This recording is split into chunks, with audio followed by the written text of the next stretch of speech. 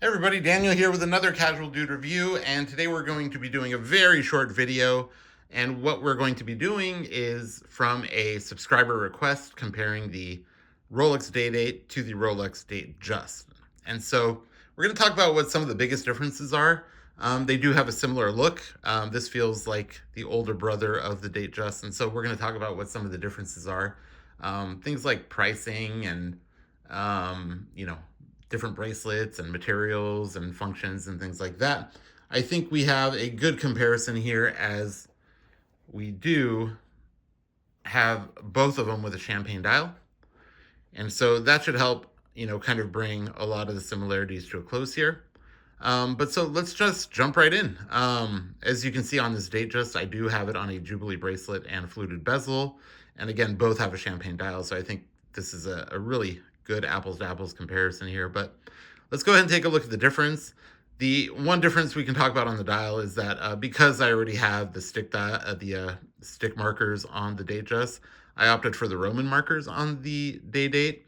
And so we're going to try to get through this video, between Datejust and day date and things like that without kind of slipping our words here. But I think it's obvious which one is which. So the Datejust I got with the stick dials, and the day date I got with the Roman markers. So a little bit of a diversity here. I had thought about moving my Datejust when I did get the day date, and honestly, because the day date is a little bit flashier, I don't wear it that much. It's definitely a special occasion piece. I only wear it to places where I'm surrounded by people I know or weddings and things like that. Whereas the Datejust, I'm not afraid to really wear it anywhere. I will wear it casually. I will wear it dressed up. It's a little bit more comforting to wear the Datejust in public than the day date. And one of the reasons obviously is cost. So let's talk about that really quick.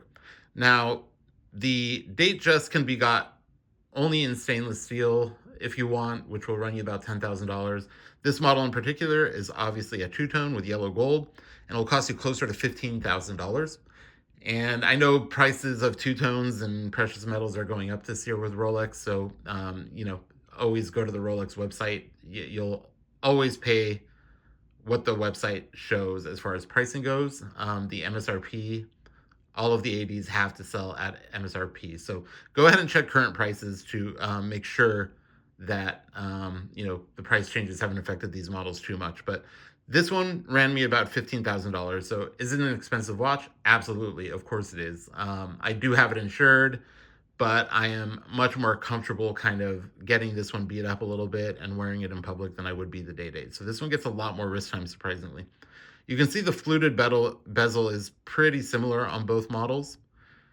And then where we have other significant differences besides the price, of course, is in the complications here. So as you can see, they both do have a date function, but the day date also has the day function here where you can read which day of the week it is.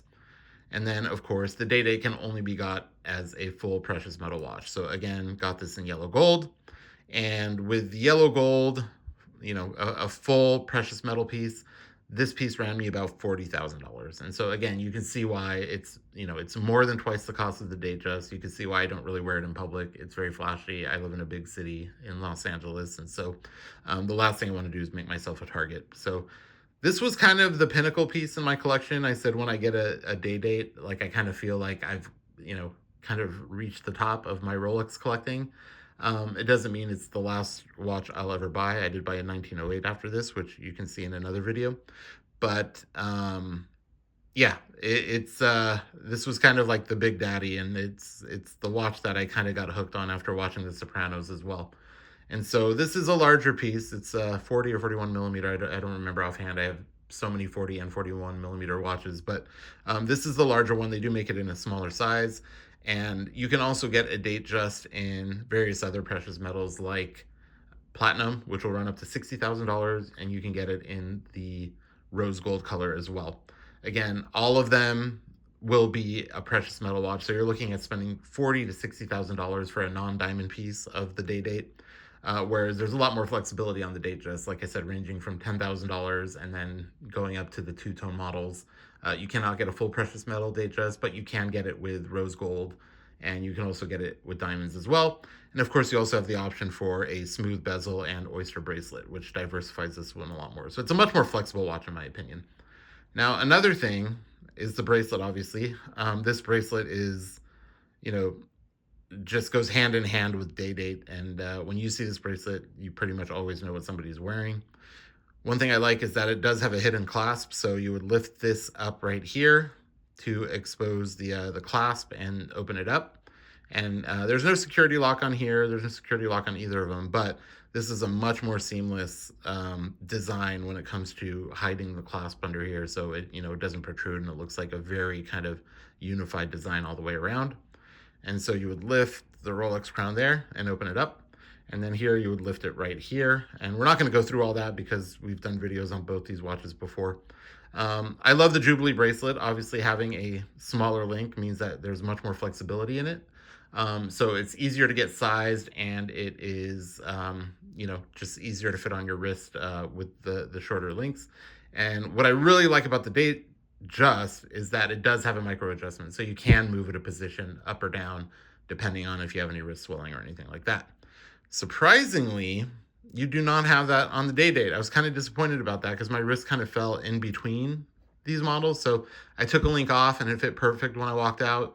And after wearing it for a day, and your wrist swells as you're moving around and getting warmer and things like that, the bracelet started to get a little bit tight. So I put the link back on it, and now it's a little bit loose. So I wish there was a little bit more flexibility on the Day-Date to really kind of like hone in the comfort level of it. But all of my watches, I've had at least one link removed. This watch, I've had no links removed, and I'm still trying to dial it in on comfort. Since I put the link back on, I haven't worn it for a full day, so I'm hoping after a little bit of swelling throughout the day that this watch will fit exactly how I want it to. But the Datejust is like my go-to as a daily. I love it. Again, big price difference is a factor here. But other than that, really getting the bracelet and a full precious metal watch, and then the extra complication up here, which shows you what day of the week it is and not just the day of the month, is very cool. This is like my old man watch. I see myself growing old wearing this watch after retirement. But those are the major differences. As far as setting them, they both set the same. I do it so often I don't really think about it, but I believe the only difference is when you're setting the day of the week, you would roll the crown in the opposite direction, and that would flip the day over. Other than that, both screw down crowns, pull it out to set the time, and then pull it out again to set the date. Very similar watches, but in very different tiers. Again, due to pricing and materials used and complications. So you obviously have a lot of dial flexibility on the Datejust, but there are some really cool dials that are exclusive to the Day-Date that you can only get on the Day-Date. And so I was actually, before I was offered this, I was offered a platinum Day-Date with the baby blue dial, and it was like absolutely gorgeous. My problem was I loved the dial, but I don't really like platinum. It's a very soft material, very difficult to work with. And it's surprisingly, cost of the material is cheaper than gold, but the watch was significantly more expensive. And so at the end of the day, I didn't want to spend $60,000 on something that looks like stainless, if that makes sense. I just didn't feel like the materials justified the cost nor the look. And I know a lot of people kind of like that stealth wealth look where, I wear watches for myself. I don't wear them for everyone else. But at the same time, if I'm going to spend that money, I wanted to like kind of look a little bit gaudy. I don't know why I like that look that much. I'm like, as the channel alludes to, I'm a very casual dude. I don't dress flashy. I don't do anything like that. But at the same time, I kind of like the look of gold. I always have. And the yellow gold Day-Date is kind of like, pinnacle, presidential, Sopranos, all that stuff. It's got kind of a cool media history to it, and I knew I wanted yellow gold from the beginning, so I passed on the platinum. But there are a lot of other dials that are available on this. You can check out the Rolex website to see all of the dials available. They have dials that are exclusive to yellow gold. They have dials that are exclusive to rose gold. All of them are very nice. I almost wanted the green dial on this, but I decided to go with the champagne dial. Little diversity would have been nice, but again, I was a huge fan of the Sopranos, and every time his watch was in the shot, I was looking at his wrist, so I wanted to get my own there. But yeah, I don't think we have too much more to talk about. We'll do kind of a quick view again of the back. So you can see the difference in bracelets and what the extra, what is it, $25,000 will get you on the day date. And then other than that, a lot of similarities. Yeah. So if you are looking for a daily wear, depending where you live, depending if you want to look to get it, beat up or anything like that, Datejust is, I think, well priced for a daily. Kind of use it and abuse it.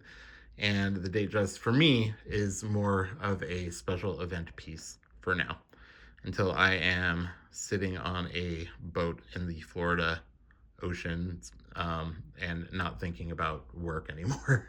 And my son has grown, gone to college, and out of the house. So I will wear this for special events, but I think, again, as an old man, this is a watch that will probably never leave my wrist. So I hope this sheds some light to the subscriber who requested this video. I'm always open to requests. It's tough to come up with new content, and I do this for fun, and I like it to be educational because I like to share my passion for watches with people. But yeah, this is the day date versus the Datejust. Thank you so much for watching, and I hope you have an excellent day.